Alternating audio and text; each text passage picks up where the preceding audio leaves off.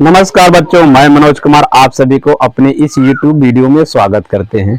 बच्चों, इसके पहले हमने जो है पाठ जो है आपका गति है। गति में हमने अब जो है आपको जो है गति पढ़ाया था, विराम पढ़ाया था। आज की इस वीडियो में हम आपको पढ़ाने वाले हैं भौतिक राशियां। जैसा कि पाठ गति है, गति में आपका ये टॉपिक है, इसे जानना बड़ा ही जरूरी है। ठीक है, तो जैसे भौतिक राशियां, इसको जो है इसकी अंग्रेजी क्या होती है, फिजिकल क्वांटिटीज होती है।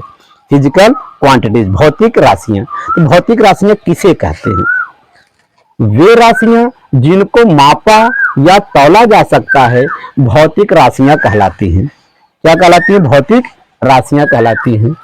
उदाहरण के रूप में लंबाई आपका, द्रव्यमान, बल इत्यादि। हमने 3 एग्जाम्पल लिया है ना, तो लंबाई, द्रव्यमान और बल, ये तीनों जो हैं आपकी जो है भौतिक राशि हैं। इनको हम माप सकते हैं, तौल सकते हैं।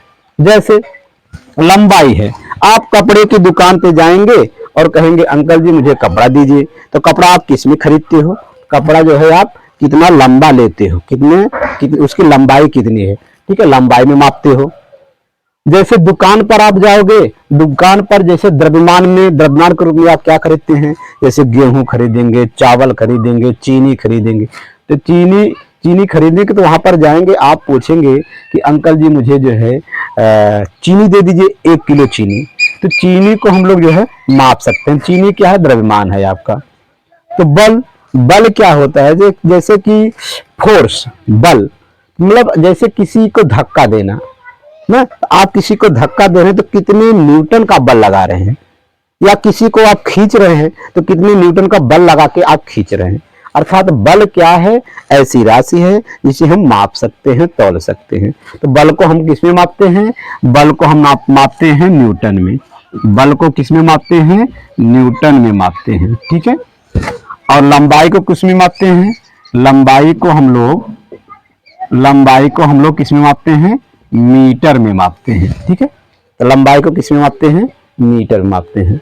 और द्रव्यमान को किस में मापते हैं? द्रव्यमान को हम लोग किस में मापते हैं? किलोग्राम में, किग्रा में। ठीक है, तो यहां पर हमने देख लिया कि भौतिक राशियों की परिभाषा क्या होती है। ठीक है, अब भौतिक राशियां 2 प्रकार की, एक तो पहली है मूल राशियां, दूसरी है व्युत्पन्न राशियां। अब मूल राशियां किसे कहते हैं? वे राशियां जो मूल रूप से स्वतंत्र होती हैं। इन्हें व्यक्त करने के लिए अन्य राशि की आवश्यकता नहीं होती है, जैसे समय, द्रव्यमान। व्युत्पन्न राशियां किसे कहते हैं? वे राशियां जो मूल राशियों से उत्पन्न की जाती हैं। इन्हें व्यक्त करने के लिए अन्य मूल राशियों की आवश्यकता होती है। ठीक है, दोनों की परिभाषाएं अलग अलग है। ठीक है, तो यहां पर मूल राशियां, जैसे समय दिया गया है, समय को व्यक्त करने के लिए सिर्फ समय की ही आवश्यकता पड़ती, मतलब कि समय की ही आवश्यकता पड़ती। द्रव्यमान को किलोग्राम में हम लोग लिखते हैं। ठीक है, तो समय और द्रव्यमान ये दोनों जो मूल राशि हैं, इनको व्यक्त करने के लिए किसी और मूल राशि की आवश्यकता नहीं होती है। ठीक है, अब व्युत्पन्न राशियां, इन्हें व्यक्त करने के लिए किसी अन्य मूल राशि की आवश्यकता होती है। तो जैसे उदाहरण के रूप में हम ले लेंगे, जैसे कि बल। तो बल कैसी राशि है? बल जो है व्युत्पन्न राशि है, क्योंकि बल को व्यक्त करने के लिए हमें जो है ना अन्य मूल राशियों की आवश्यकता पड़ती है। तो व्यक्त करने के लिए सबसे पहले हमको बल का जो है सूत्र याद होना चाहिए। बल बराबर क्या होता है? बल बराबर होता है द्रव्यमान गुणे त्वरण। द्रव्यमान गुणे त्वरण। तो द्रव्यमान को हम लोग यम से लिखते हैं और त्वरण को ए से लिखते हैं। तो बल यह बराबर क्या हो जाएगा? बल बराबर क्या हो जाएगा? यम ए। तो मतलब बल को व्यक्त करने के लिए हमें 2 भौतिक राशियां, एक द्रव्यमान और एक त्वरण, जिनकी आवश्यकता पड़ती है। इसलिए हम बल को व्युत्पन्न राशियां कहते हैं। ठीक है, और जैसे आयतन ले लेते हैं। आयतन एक व्युत्पन्न राशि है, क्योंकि आयतन का सूत्र क्या होता है? आयतन बराबर होता है लंबाई गुणे चौड़ाई गुणे ऊंचाई। ठीक है, तो आयतन को व्यक्त करने के लिए हमें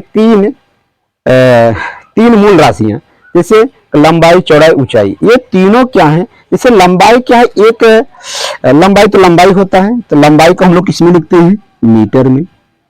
चौड़ाई भी आपकी लंबाई ही होती है, ठीक है।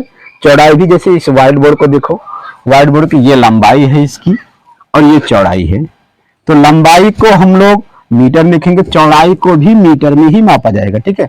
तो चौड़ाई को भी मीटर में मापेंगे। अगर ये बोर्ड कितना ऊंचा है देखा जाए, तो यहाँ पर इसकी ऊंचाई यहाँ पर है, तो यहाँ पर इतनी ऊंचाई है, तो ऊंचाई को भी मीटर में लिखेंगे, तो मीटर में, ठीक है। तो आयतन को व्यक्त करने के लिए हमें जो है 3 मूल राशियों की आवश्यकता पड़ती है, ठीक है बच्चों। तो यहाँ पर आपको बताया गया कि भौतिक राशियां किसे कहते हैं और भौतिक राशि